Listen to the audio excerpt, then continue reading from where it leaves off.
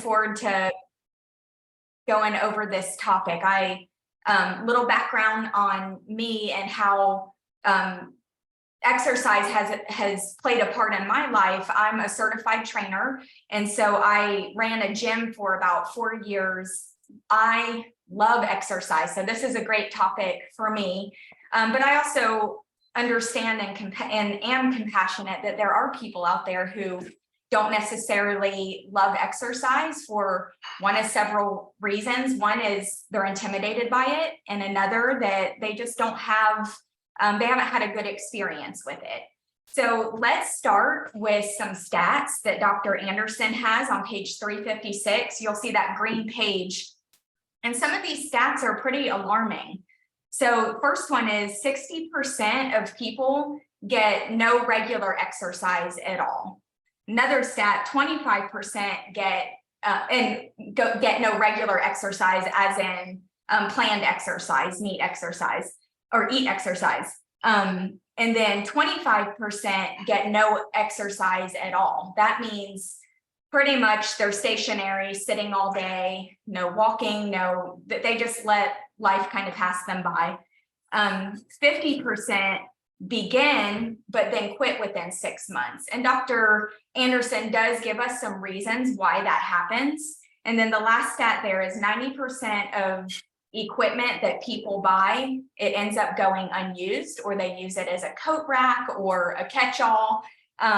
It's funny because being that I was in the exercise industry, there were some of us that would wait till about May, June, and we'd start looking for equipment because we knew people were getting rid of it for a cheap price. They paid top dollar for it, and then they just didn't use it.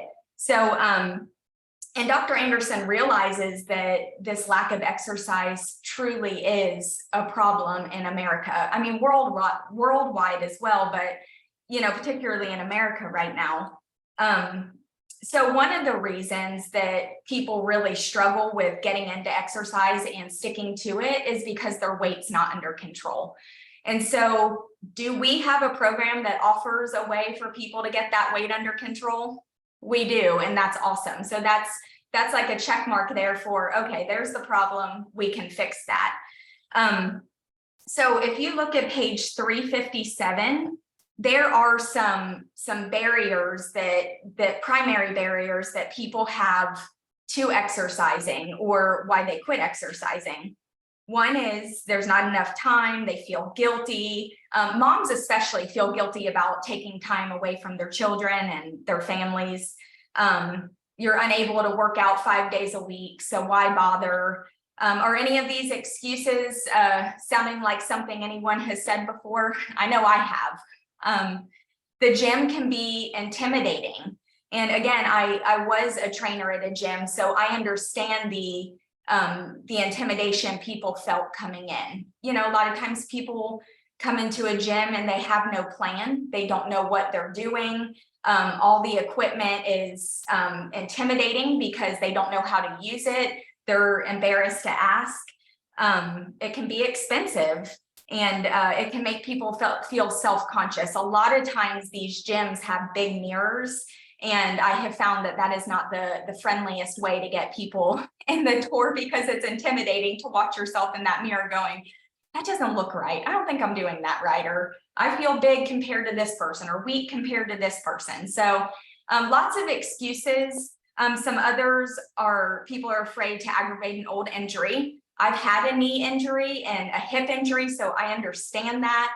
And I will say, even if I understand it, it's not an excuse to not push forward, because there are some really great alternatives. And other people just find that it's boring. One of the main things I've seen people really be their number one for stopping coming to the gym is that they don't get their results. And one reason people don't get the results is because they cannot outwork their fork. And we have this amazing system, this amazing health system that will give us our results and help us to lose weight and get to a healthy BMI. And the exercise just is the beautiful part that keeps that going.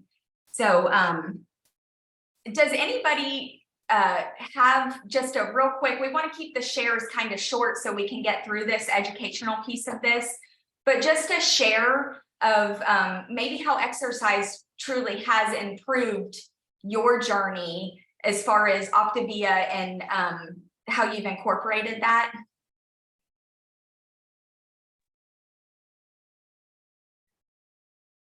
And you guys you can use the little reaction button at the end and raise your hand too. Okay, Yolanda, I see you. Let's see if I can get you to.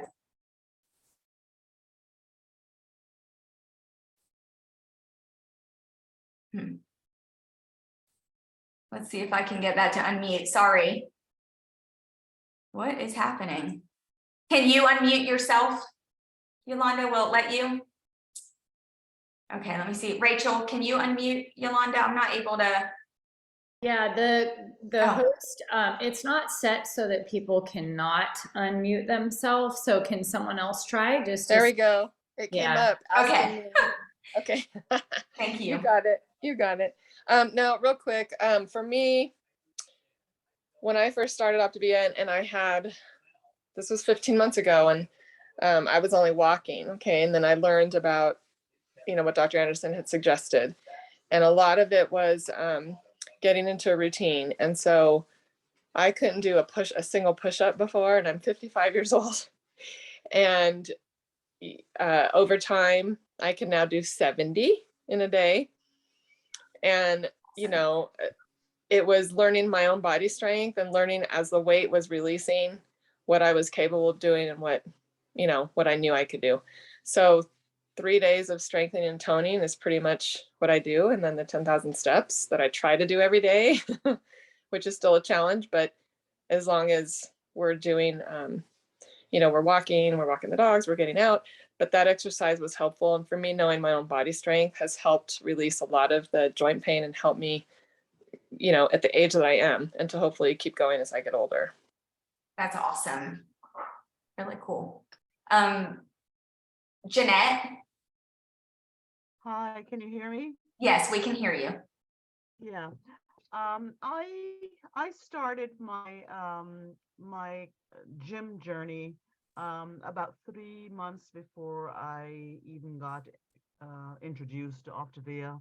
I made it was a resolution, a New Year's resolution to get myself into a gym in 2022, and I did.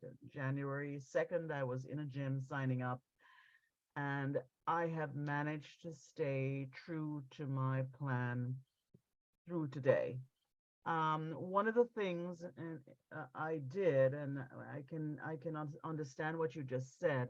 It's very intimidating when you walk into the gym because there's a big mirror which is to my right as I walk in, and it's there for I don't know 200 feet or whatever, and you don't want to look into the gym. But what I did do was I invested in a coach, a personal trainer, and I have a personal trainer that I see every single week.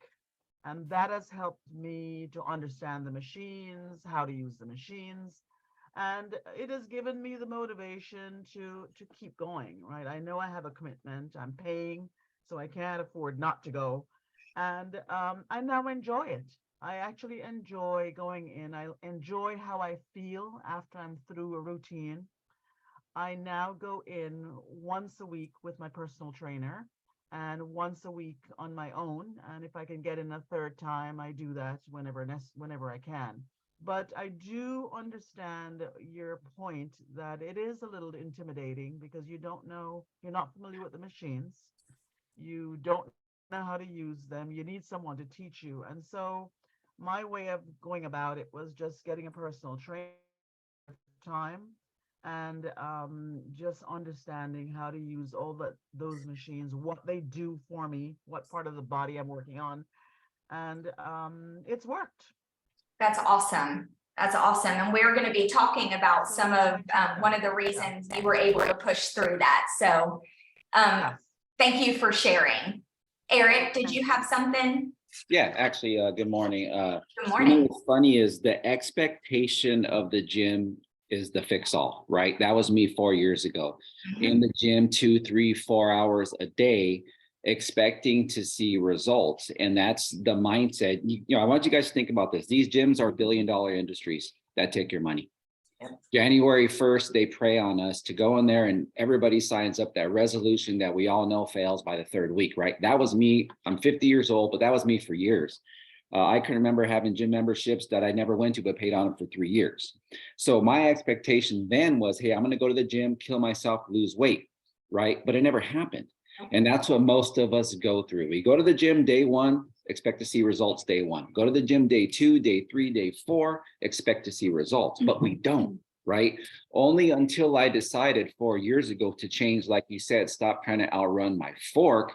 That was motivation to say, hey, now I'm going to go to gym because I want to, not because I have to, right? So going from 205 pounds, 34% body fat down to 152, 11% body fat, that was the motivation for me to go to the gym now, not for 3 hours, for an hour, modify my workouts, build lean muscle, right? And at 50, probably be in the best shape of my life prior to going to boot camp at 18, which is mind blowing. So the gym guys, for the guys' perspective, yes, the gym is an awesome thing, but go because you want to, guys, ladies as well, not because you think you have to. Master or better yet, don't master Optavia. Have fun and learn with Optavia, because it's not about being the professional. We don't need another professional. We don't. We just don't. You just need to have an open mind, be coachable and curious, and really watch what happens. That's right. Thank you for that. And you know what all three of you said without saying it was a mindset change, that you had created these healthy habits and you pushed beyond what your body was telling you could do, what your mind was telling you could do. You faced your fears, you did it, and you conquered it, and you continue to grow. And that's just encouraging. And I hope everybody on this call is encouraged by this. Don't be intimidated by exercise. It truly is a beautiful thing. Couple barriers, and I know we just kind of went over the time, gym experience, and others, but Dr. A breaks it down into 2 specific barriers, which are logistical barriers and psychological barriers. So we're going to be going over page 357 and 358. So some of those logistical barriers, they are taken care of when you're eating on plan and you're incorporating those healthy habits, because you're not food prepping every couple hours. You're not spending all your time, trying to figure out what to eat and balancing your macros. The work is done for you. Dr. A has made this plan so easy that you can get into this beautiful fat burn and feel fantastic, which is going to open up time for you when you're not, doing the food prep. You're going to feel so good and have the energy. So following Dr. A's plan and optimizing these habits, like really digging in, just is a natural way right into that exercise land. The second barrier there is psychological barriers. So this is where I have found, with my experience as a trainer and working with people in the gym, this is where it really gets hard for people, because what we believe about ourselves comes out, especially in the gym. Your confidence, your lack of confidence, that's going to come out. And so this is where you have to have a really strong why. So everybody here, when you did your health assessment, that was one of the questions asked you. Why do you want to be healthy? Why do you want to lose weight? Why do you want to gain weight? Whatever your health assessment looked like, your why was also something within your first couple of weeks that you were creating. And you have to carry that why with you when it comes to exercising, because that's how you get past those psychological barriers. If you look at this picture at the bottom of page 358, the guy juggling all the small pieces of new habits and everything I love the picture there where it all comes together, and it's this beautiful picture of health as a big rock in your life. And think of all the excuses you have for exercise and how exercise can become a big rock in your life. And maybe that's foreign to some of you. Maybe you just, the idea of you being somebody that's exercising or running a marathon or in the gym, you're like, that will never be me. Well, don't say never, because when you're optimizing your health and you need exercise to maintain those results and to move towards optimal health altogether, you're going to have a total mind shift here. And it's just a super cool mind shift. I want to just share with you really quick. When I joined Optavia, I didn't have a big weight loss story. I had maybe 10 pounds I needed to lose, but that felt like a lot to me. But I was in the gym 3 to 4 times a week. My husband and I had competed in some competitions. We love bodybuilding, love exercising. It was a big part of our lives. But as a trainer, I am confessing to you guys, it absolutely did not get that 10 pounds off of me. In fact, it felt like it kept growing. And it's because I hadn't been in a fat burn. I really wasn't optimizing the foods and fueling my body the way that I was supposed to. And so following this eating system is just stick to it, guys. That's one of my biggest encouragements for you is I promise that the exercise bug, eventually it's going to come for you. And you're going to be like, okay, I get it now. I feel the energy. I see the benefits of, and it's not to outlift anybody, to outrun anybody, to make a name for yourself in the exercise world. It's about just feeling incredible. So just wanted to encourage you guys with that. Let's talk about some of I think it was Jeanette that said when she leaves the gym, she just feels so good. So on page 359, some of the immediate effects of exercise there. You have an improved mood. I mean, who couldn't use an improved mood in this crazy, chaotic world right now? You know, people's lives sometimes depend on our moods. You know, we need to be encouraging, uplifting people. If healthy people aren't uplifting and encouraging, why would anyone want to get healthy? You know, you want to be an example to people out there. So an improved mood is awesome. An increased attention span. That right there to me would be one of the #1 reasons to continue exercising, because my attention span is very little. But it is true after a good workout and sweating and getting those endorphins moving that you do have a better mindset to go and tackle a task. Increased performance and then increased creativity. So this world is full of creative people all over, you know, just making this world go round with really cool ideas. So it's just another benefit of exercising. So let's move on to some of those. I know Rachel and Megan had really gotten into our TEE and our eat and neat and how all of that plays a role in us moving towards optimal health on a daily basis. So if you'll turn to page 360, about halfway down the page there under that, the habits of motion, the key to energy expenditure, it says working within your existing daily routine. My plan taps all your myriad natural movements, enhancing their quality and quantity to increase their contribution to energy expenditure. So what Dr. A is saying here is our total energy expenditure, the calories we are burning, the energy we are using throughout the day, we are going to naturally increase that with just day-to-day movements using both eat and neat. So remember, neat is non-exercise activity thermogenesis, and then eat is exercise. That's like where we're intentionally have a plan that we're going to exercise, we're going to lift weights today, we're going to go for a run, I'm going to do some cardio. So that's being very intentional. So the primary focus here in this section is what Dr. A calls ACT. So it's your activity thermogenesis. So let me pull up my notes here, because it's not that this is complicated. It's that with all of the acronyms, it can be a little, we've got NEAT, EAT, AT, TEE, lots of letters going on there. So AT is part of your, is the process by which the body generates heat or energy as it moves. So activity thermogenesis is the energy used by our muscles to move and support the body. So when the idea here is the fuel that we're eating, we also want it to be the fuel that we're burning, right? Like we want to get that our bodies heated up and using that energy to burn calories.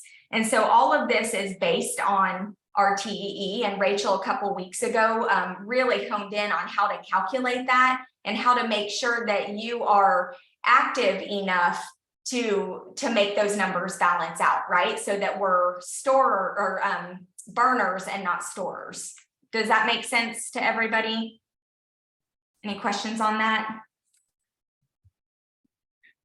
Real quick, Jamie, sorry to interrupt, but No, you're what I would good. love to hear from is I want to put this out there. Part of your guys' journey is using all 4 components of this program, right? You know, for everybody, including myself, I am a client as well as a coach. However, when we have these, we would love to hear from current clients right now who are really practicing these skills as far as, the gym and healthy movement. So we would love to hear from, if you're a client on here and it's your first time, this is part of your journey, is outing yourself, right?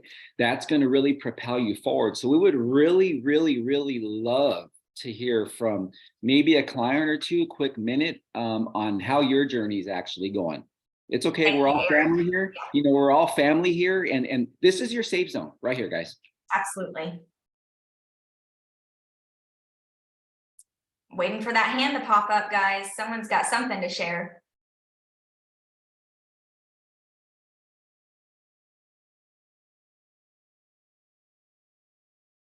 Oh, okay. I see.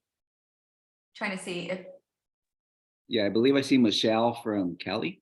If that's you, Michelle, if you want to come off mute, is that what it says? I don't know. I'm not. Oh, I see it now.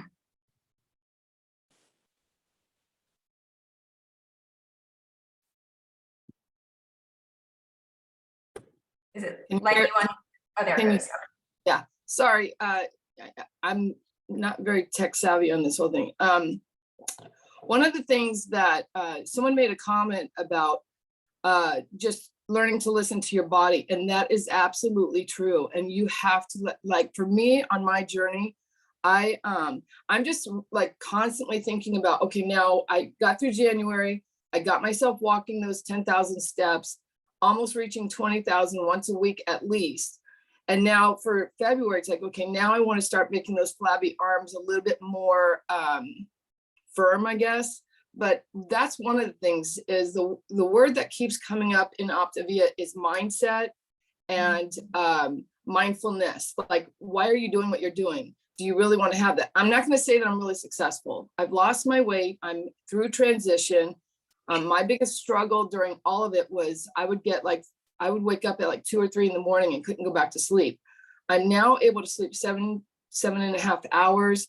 The other thing, like I'm now sharing with other people, just with how detoxifying your body really helps your mind be way more clear. I felt like I was so muddled in my head. And that was one of the very first things I noticed as I started taking control over my own health, especially after the pandemic. And I think all of us are a little suspicious now of our government's, just that we have to be healthy because we want to be healthy. We can't depend on the government to heal us. We've got to do that part. And I love all the stories of people coming off their high blood pressure medicine and coming off the different drugs they've been on because they have taken control of their body. So I'll stop there. I hope I can figure out how to mute myself again. Thank you. All right. And then I think we had Tammy, if you want to quickly come off. We there? Yep. Okay. In regards to getting all of those, I'll say the NEAT exercise is recently being laid off. I have to make adjustments in my gym memberships.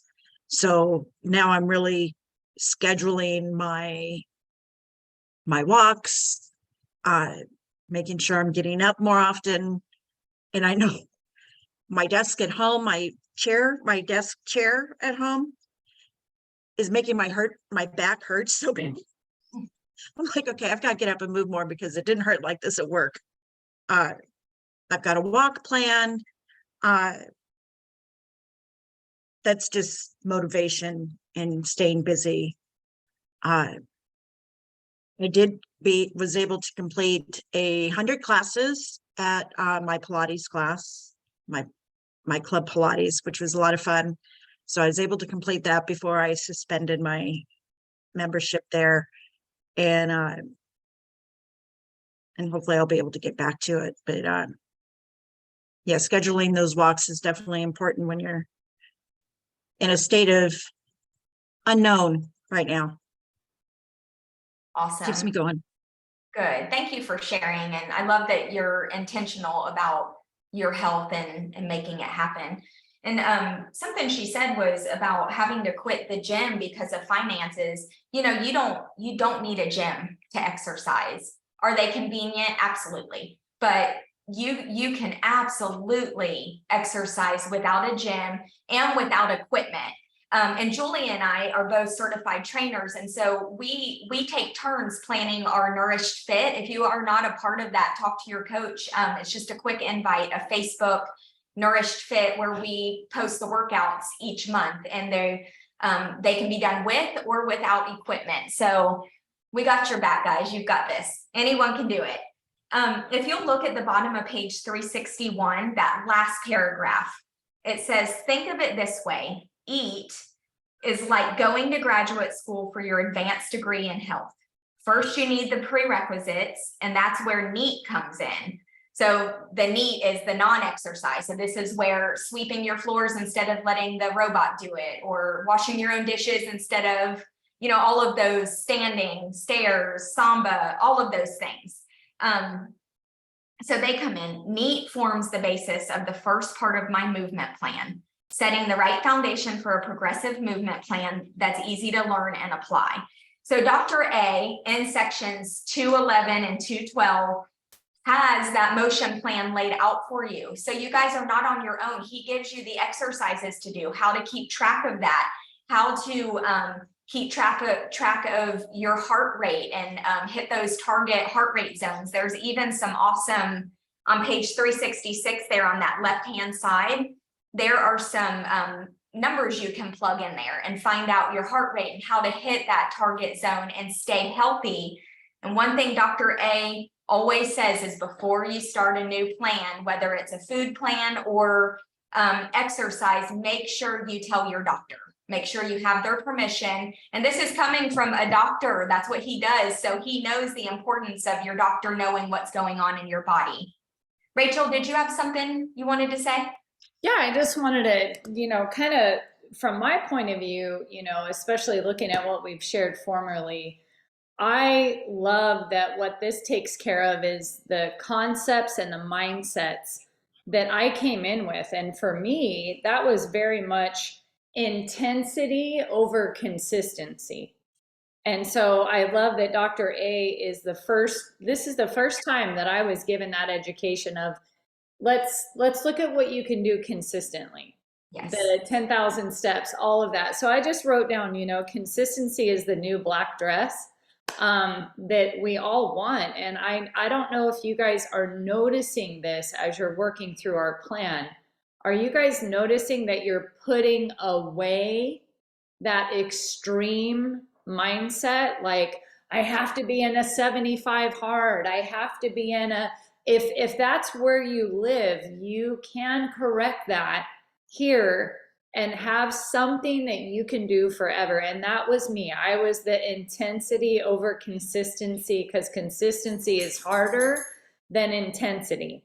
And I love that this chapter is addressing that subtly, showing you that consistency will win, and really that's what's won in my health. So I just wanted to share that with you guys. I'm a reformed extremist, and I'm learning how to just be consistent, and it's really going well with me.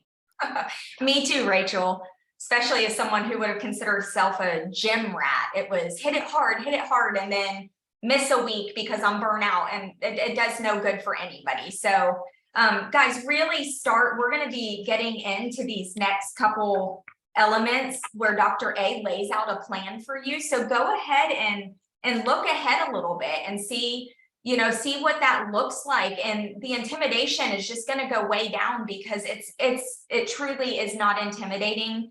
You have coaches who love you and want to see you succeed. So we will help you through that process. But yeah, exercise is not meant to be intimidating. So I hope all of y'all walk away with at least a, okay, it's really, they're not asking me to go out there and be an Olympic lifter if I'm going to continue my health journey. So, but it is 12:31. So thank you for being on the call. Thank you for all the shares. And again, don't be intimidated. One day at a time, consistency, and you guys are going to all be, who knows, running marathons before we know it. So, or maybe not. So I hope y'all have a great day.